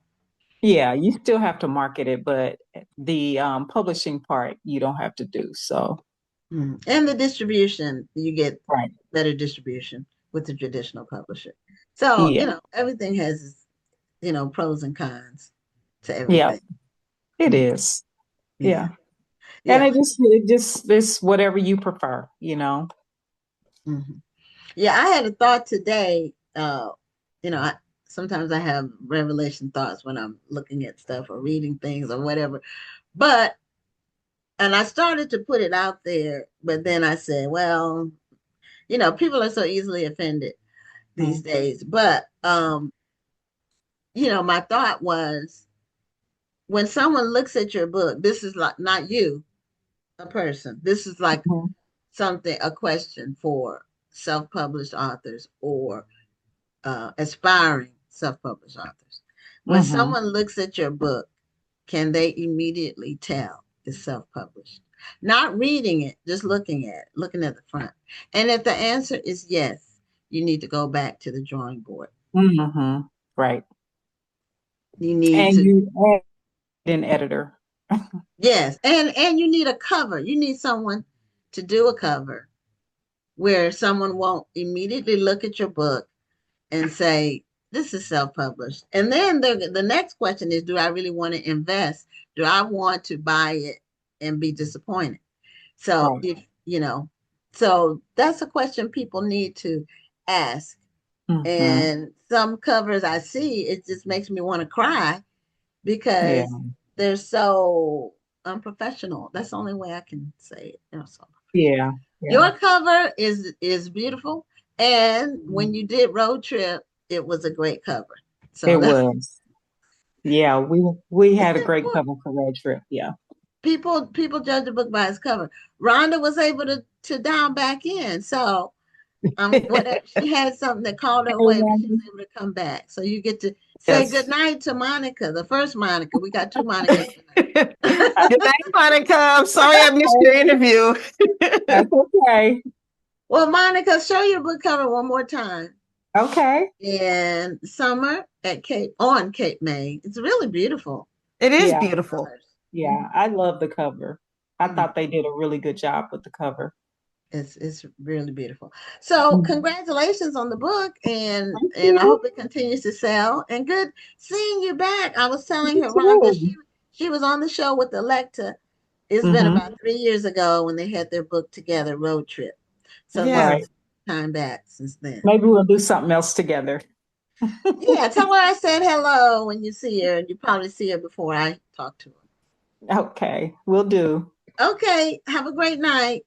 Thank you for having me. You're welcome. Thank you for being here. All right, bye-bye. Bye-bye. Well, Rhonda, as it turns out, before we bring on the next guest, the second guest is from my hometown. Really? And he knows my family. Oh, that's awesome. I mean, when he heard on the first interview that I said my last name was Day, D-A-Y-E. And that he said he wrote that down because it's an unusual name. It's not a common name. So then we got to talking, and he lives in Hampton, but he's from Hampton, Virginia. So he grew up in the same town. Man, I tell you, this is a small world. And he didn't know it before, and I didn't know it before he came on the show. So that was he knew my dad and my brother. Wow. So I told you everybody knew us. I can't get away with anything. I still can't get away from it. Anyway, that's why you have to be careful about what you do. You never know who you're going to run into, who and how is it going to affect people. So our final guest is Monica Walters, and she's an author, and she's doing all kinds of stuff. And I want to tell her, I believe the way that I found out about her was from an event that I saw called Bulls, Boots, Books, and Bling. And I said, that sounds like something in Texas, but also that's an interesting, name for an event. Let me find out more about the organizers and see if I can get them on the show. So that was what brought you to our attention. Your event, Bulls, Boots, Books, and Bling. Well, so I have a first question though. I need to know. Okay. Is the Boots on the Ground song, has that brought some more attention to your event? I'm assuming so. I've heard it so much though. I'm tired of it now. Girl, me too. I'm like, every time they play it now, I turn the station. I'm so tired of hearing this song.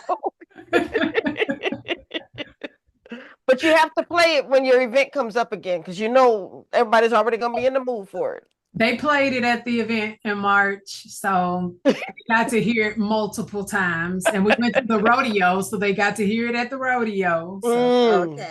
Okay. Well, they're probably, my daughter's getting married soon in 3 weeks. Well, really 2.5, and they'll probably play it there too. But I don't know the steps to that one yet, and I don't know if I have time to learn in between now and then. I'm working on my other line dances. I'm the mother of the bride. I can't do it all, but I am going to get out on the floor. So anyway, Monica, was that your event? It said you were the event host, but is it an event you created? Yes, ma'am, it is. And what made you come up with the concept? I've been wanting to do an event, and I write what I call country hood love stories. Yeah, I saw that too. I'm gonna ask you about that, but go ahead. Yeah. So when I started writing them in 2019, it was a different take on the Black cowboy. Brenda Jackson wrote Black Okay. Cowboys, whatever, but Okay. I wanted them to know that all of the Black cowboys aren't proper and educated. Some of them are hood. Okay. And that's the ones I'm my husband used to ride bulls, but you wouldn't know it from looking at him. So it's like, they just fit in with just your everyday Black man. You wouldn't even know it. So that's what I wanted to write about. And just to give them an idea of the type of male Black cowboy that I write about, I wanted to go to the hip hop rodeo because I told them you'll see exactly what I'm writing about at the hip hop rodeo because it's all Black. So I have a hip hop rodeo. I mean, because I've heard of the Bill Pickett rodeo. I didn't know that there was a hip hop rodeo. That sounds interesting. Yes, it takes place the third Saturday in March every year in Mesquite, Texas. I was in Mesquite. Okay. Mm-hmm. Well, I have a good friend who loves cowboy stories, and I need to tell her about the country hood cowboy love stories. She might want to read that because she loves the whole Western motif, and it's not a lot of Black Western books that are written. So, but I had never heard this. This show is 5 years old, and this is the first time I've heard of country hood. Yeah, I've never heard it, but it makes so much sense. It does. Yeah. And it's a nice twist. You need a hook. You need a slogan. You need something different to attract people. That would get somebody's attention. Yep, I created it and trademarked it, and I was like, "That's mine." So y'all don't be saying y'all got country hood love stories. No, you don't, baby. No, you don't. Good for you. I think that's great. So the event that ties in with the genre that you've created, Victoria Christopher Murray and a couple of other people, but her in particular, kind of created that whole Christian fiction genre. Because when she released her first book, they didn't know where to put it in terms of, categorizing it. Mm-hmm. And she kind of was the first person. Then other people started writing what's called Christian fiction. Right. So you may be, you're a pioneer. I believe in blazing a new trail, not necessarily following somebody else's trail. Because when you follow somebody else's trail, you kind of get crumbs. If you blaze your own trail, you can set the pace and you can make the mark. Absolutely. So did you create the book? I mean, the event to go with the book, or vice versa, or? It was more, like I said, to give them an experience in person of what they read in my books. Oh, okay. So what happens at the bulls and the boots and the books and things? We had for short, we called it 4B. I think that's easy. Okay. But no, I like the whole thing. I like the sound of the whole thing. Right. It sounds Texas. I mean, just the whole thing. It's like you immediately say, okay, Texas. Yes, absolutely. So we had a meet and greet that Friday, and we had a full meal, Texas barbecue, a lot of sides, and we had a DJ where they could dance. Some of them had some drinks, just had a good time. I didn't want it to be formal to where we had panels and all of that. I just wanted to relax, get to mingle with everybody and have a great time. Okay. And that Saturday was the expo. So we did the book expo from, I think it was 10 to 2. And then we went to the hip hop rodeo that night, and we sat in the VIP suites. They put our logo on the big screen and everything, nice. Welcoming us there. And then that Sunday we had a brunch, and that's where we had more talking, going on. We had a lady come and she does, I think it's foodies who love to read. She does seasonings and different foods and pairs them with books. I like that. Yeah. So she came that Sunday. Seemed like we had somebody on the show one time. We did. It was well, I want to say, was it Michelle Stimpson? Um, I think it might have been. She had one book about the side of greens, but it seemed, Yeah. well, we had the bookstore where all of their books were food related. They're in New York. Oh wow. Okay. Okay. Yeah. It was two sisters Oh, okay. that had. Oh, I remember that. I know what you're Remember talking them? about. Yeah. All of the books were food related. Either they were cookbooks or they could have been novels where food was a central theme. Or Right. it was all about, and that bookstore is included in that new book about bookstores, The Pros to the People, that we had. She was a guest on the show, I think 3 weeks ago. Okay. The book about Black bookstores. Mhm. That bookstore was in there among the featured books. Oh, Very, very nice. I mean, featured bookstore. It's a very nice book. It's extremely nice. So, now tell us about your latest book that you have. the latest book is a part of my Henderson family saga. They're also Country Hood. Okay. Lord have mercy. That was book 24 of that series. Wow. A 24 book series? Yes. And book 25 will be coming next month. Wow. Wow. Go ahead, girl. That's now, a I did see story. that you have written 106 books. Yes, ma'am. Okay. That is crazy. Now, I saw it published and I'm like, okay, is she publishing other people's work or is this her work? No, that's my work. I'm not publishing anybody. So do you write full time, Monica? Yes, ma'am, I do. Yeah, if you got that many books, you have to be. Absolutely. I went full time in 2018. Oh, wow. Okay. Good for Congratulations. Thank you. So are all of your books Country Hood? Or do you like? No. Let's see, that series is 24, and then there's another 3-book series that's Country Hood. So those are my only Country Hood books.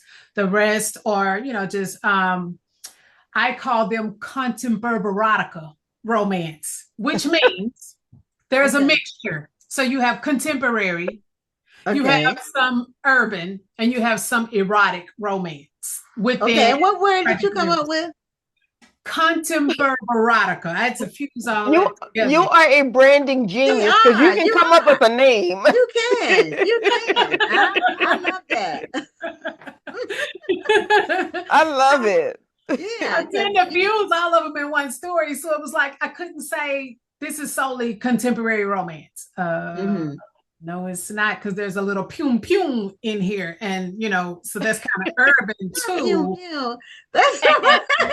So I was like, okay, that's kind of urban, and then the love scenes get a little spicy. Yeah, like, well, that's it's not exactly romance. It's a little erotic up in there.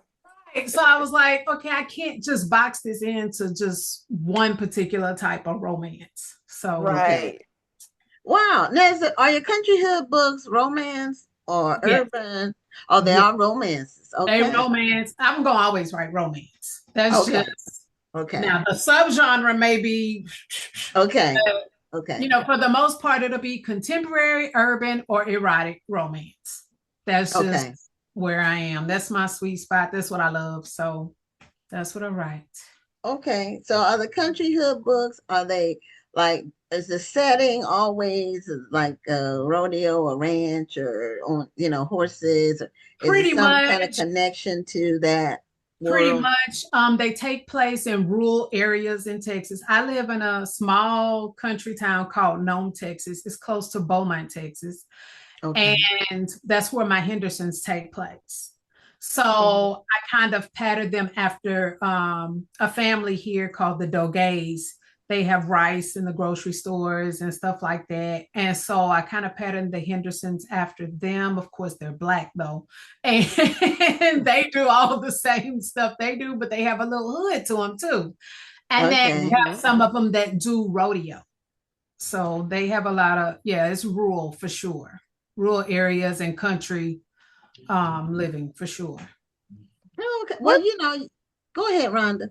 No, I was just going to ask, what would you say is the biggest difference between, well, I don't know, there's a lot of differences because you got the what you call it, the bourbon. Contemporary erotica. Yeah, I'm just wondering, with a country romance, are there any differences between that and a regular romance? Is it just a setting? It's the setting and possibly their occupation, what they do. Okay. Other than that, there's not much difference, but you will hear, talk about, I had to go get on the tractor, dad to bale this hay, da, da, da, da, da, that kind of thing. Okay. But as far as the romantic aspect of it, it's the same. I think the thing I picture most, and probably what most people would picture, because it was probably their first look at it, was Queen Sugar. That was kind of country romance. Yes, it's kind of like that, and he was kind of Ralph Angel, Ralph Angel, Yes. kind of hood, Yes, but exactly. he was he was doing the sugar cane and stuff. So it's like that. Yeah, I tell people a lot that it's the black version of Yellowstone. Okay. I watched Yellowstone. I actually like the spinoff one, the 1923 one. I was about to say when they go back. Yeah. With my husband. And I think I saw the other one too. The 1886, I think it was. Interesting story lines, a lot of action, but not a lot of like action like in contemporary stuff where it's like, a lot of shootings with guns that shoot like 100 shots in a minute or second.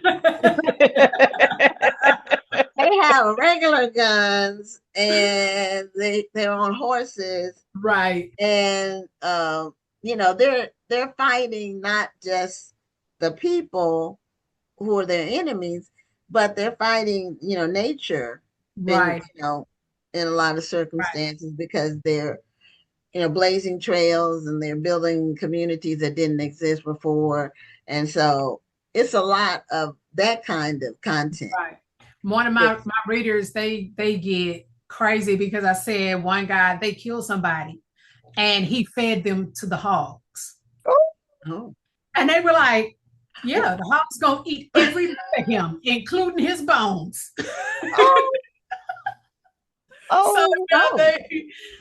He was already gone when they did that, so he didn't feel. Yeah, he didn't. They didn't give him a line to we get it. It's kind of like when you watch something and they put the body in acid tub. Yeah. Through a wood chipper, like they did. They're already dead, so they don't feel it.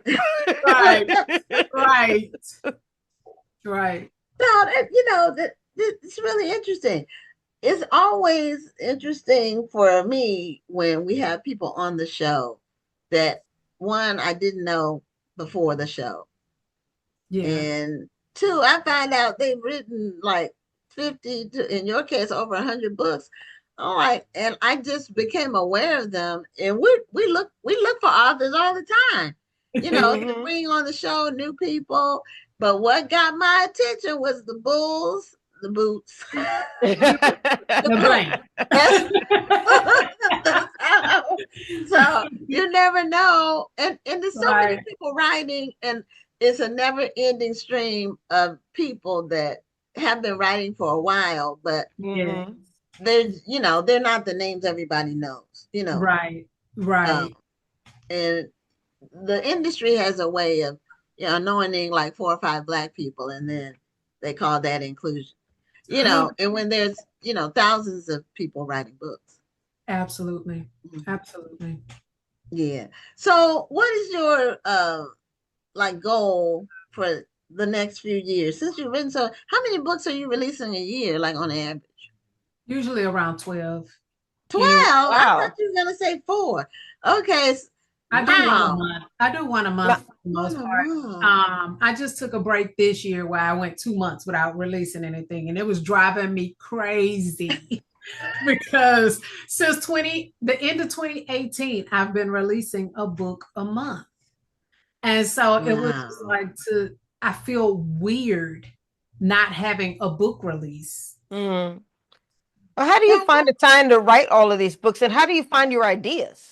I was going to ask something similar. Like, What set you on this Family, path? look, Okay, so it's a family two-part question. situations. Answer Rhonda's first, and Okay. then what set you on the path to doing this? So Okay. answer So hers first, though. I find ideas from watching the news, Mm-hmm. being on social media and watch people tell all their business. Yep. Family. I have a really, really large family. So sometimes different things that I know happened or whatever, I'll throw it in a story. It's never the whole thing. It'll be just like bits and pieces of, okay, this happened over here and that happened over there. Right. I put it together. Mhm. That kind of thing. So yeah, for the most part, just paying attention to people. Outside of books, I'm not a really talkative person until I get to know people. So I observe a lot. So I'll sit there and just watch people. Right. I love the people watch. Mhm. I like to ear hustle. I don't really want to be into people's business. I don't really care what they're talking about. I just Right. like to hear the dynamics of the Right. conversation. And then sometimes my husband will give me ideas. Like we went out to a restaurant and there was an older lady sitting there eating by herself. And he just looks at me and he goes, her and her husband used to come here for years every weekend. And now her husband is gone, but she still comes every weekend. I'm like, you don't get out of my face. Is Get out of he your a book. writer too? Is he a No. writer? No, but he way. knows she is. That's Right. Yeah, he's not a writer and he's not a reader either. He knows what you do. He knows what I do. He knows that could be a plot. You know, start of the story. Yeah, You or know, we hear actually, that's songs. a good start to a romance. Right. Mhm. We'll hear a song, you know, and sometimes like country songs. I don't listen to country, but he does. And they Okay, tell stories. they do.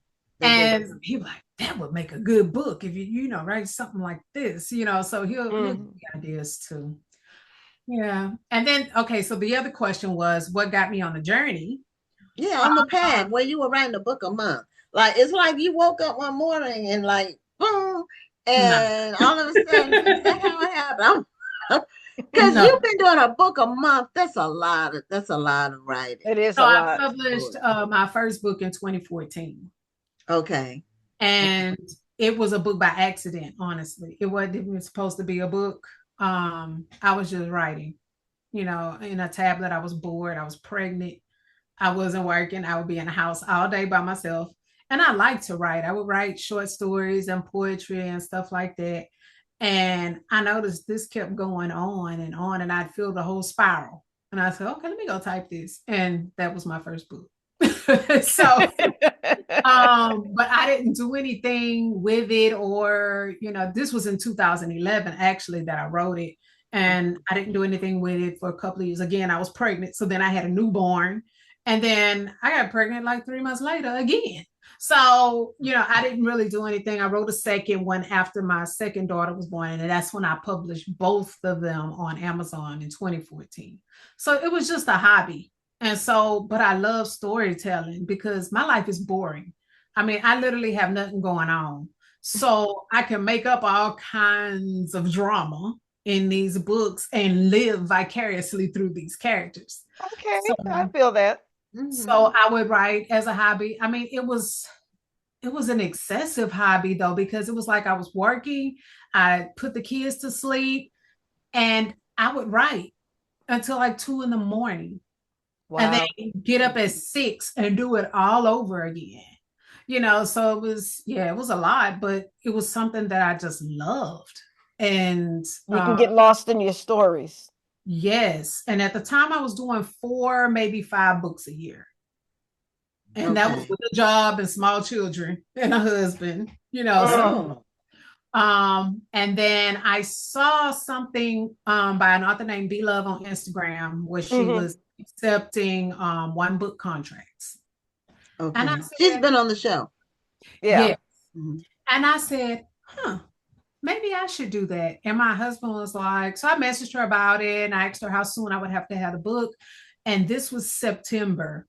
And she was like, maybe by the end of September. And I'm thinking, that's like 3 weeks away, you know. And well, she probably was thinking you already had the book written and maybe had to do some finishing touches, and you didn't have it written.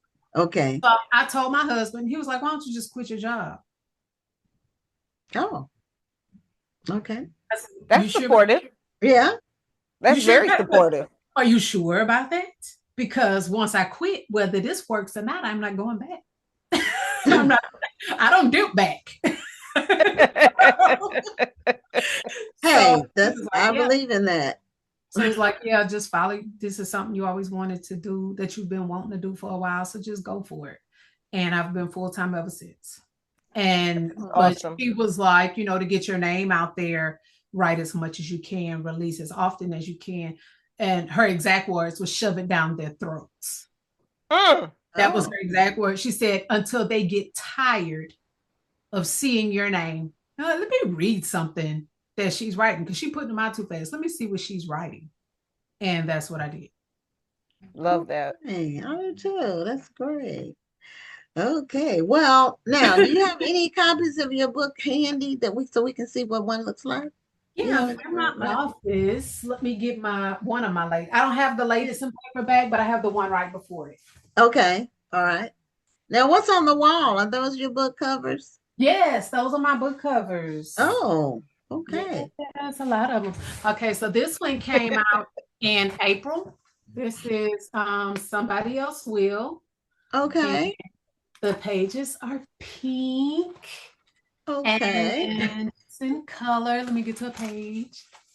Oh, wow. That's different. That is pretty. I like that. Yeah. So that's your signature, Monica. Now, are all your books like that or just that one? I have about 4 that are like that are in color. I just started doing the color just to make them pretty. It is a little more expensive to do that. Okay. Do you do your books through KDP or do you use some other? I do KDP. Yes, okay. But I don't know if I've seen any other. Well, I don't know. I don't recall seeing any other books where they incorporate the color in the copy. I know Casey Mills does. Okay. And there's a few I other haven't read authors. anything by her yet. She's been on the show, but I hadn't read anything by her yet. There's a few other romance authors that do it. Kimberly Brown, I think, does it. And okay. Yeah, it's a few that do it. But usually they do it for special editions. Okay. Okay, that makes sense. Mm-hmm. So what's the population of gnome? What goes on in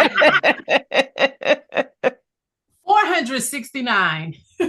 469. Everybody, y'all all know each other, don't you? Well, I don't know that many people here, but my husband is from here, so he knows everybody. Oh, okay. I'm from Beaumont, so okay. Beaumont's a little bit bigger. Yeah, Beaumont is about 115,000. So yeah. But it don't matter where I live. I'm gonna stay in the house anyway. Yeah, my daughter's fiance is from Beaumont. Oh, awesome. Yeah, she's getting married June 14th. Oh, well, congratulations. It's coming up quick. I was about to say you got a couple of more weeks. Yeah, she said I gave her the shower already. It went well. Yeah, congratulations to her. Well, yeah, it's important to meet someone who loves you. Absolutely. That's really where the rubber meets the road. That's because if he loves you, he's gonna do a lot of other things right, That's right. So, and you can't make somebody love you. They already have to love you. You can't force it. It has to be genuine. And it has to come from him. He has to love you. My husband told me he loved me 2 weeks after we met. Well, I can top that. My husband proposed on the first date. So shocked the heck out of me. I thought it told him he was nuts. Now, I like to ask though, but did you believe him though when he told you that he was serious? Monica said she didn't believe him. I was like, oh, okay. Okay. See, I thought my husband was nuts. But he said he'd been watching me. He had been. So he felt like he knew you. Yeah. But I'm like, don't I get a say in this? No.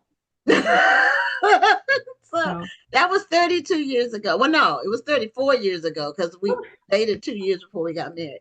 So I guess he knew something that I Yeah. didn't know right away. You know, I can't. I guess mine did too, because and I'm 5 years older than him. So Okay. I was thinking, yeah, he been messing with these little girls, and now he got a woman. He don't know how to handle it because he was just 20. I was 25. And Oh, so, wow. He was a young man. yeah, that's what I was like. Oh. Bless his little heart. He upstairs now. Well, I guess your romance comes genuinely. And I just realized it's 9:00. So it's time for us to end our show. Okay. Thank you so much, Monica, for being a Thank guest. you. It's been a real treat and really hilarious.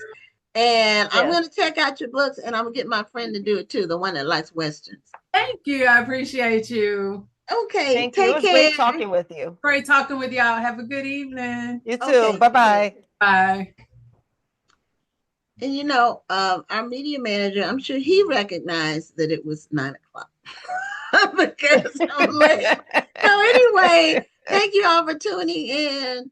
And we'll see you next Tuesday on another episode of Black Authors Matter TV. I'm Gwen Richardson signing off. And I'm Dr. Rhonda Lawson. Have a wonderful evening and a great week. And what happened was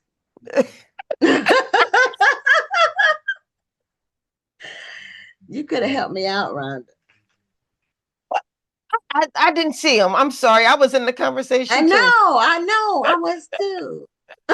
Anyway, good night, everybody. Thank you for tuning in, and join us next Tuesday at 7 p.m. Central, 8 p.m. Eastern for another edition of Black Authors Matter TV.